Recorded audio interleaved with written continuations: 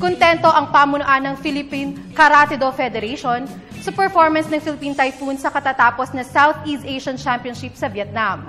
Ito'y kahit pa nabigong mag-uwi ng gold medal ang mga national karatekas sa 3-day meet. May report si Crisabel De Leon. 2 silvers at 4 na bronzes ang naiuwi ng Philippine Typhoons mula sa kanilang partisipasyon sa Southeast Asian Karate-Do Championship sa Vietnam.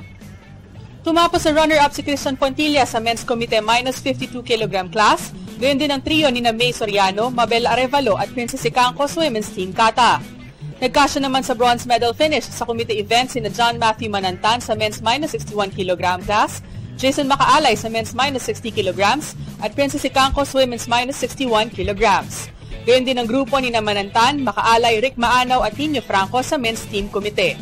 Sa panayam ng PTV Sports, kontento si Philippine Karate-Do Federation Secretary General Raymond Lee Reyes sa performance ng team, lalo pat ang Vietnam meet ay bahagi lamang ng kanilang para sa pagsabak sa mga paparating na international competitions.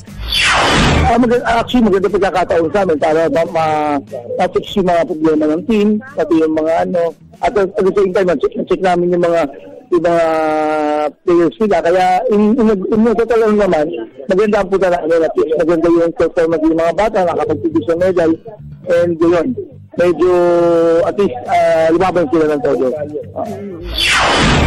Mula sa Pilipinas at host Vietnam, lumahok rin sa 3-day event ang Malaysia, Indonesia, Thailand, Laos at Brunei Darussalam.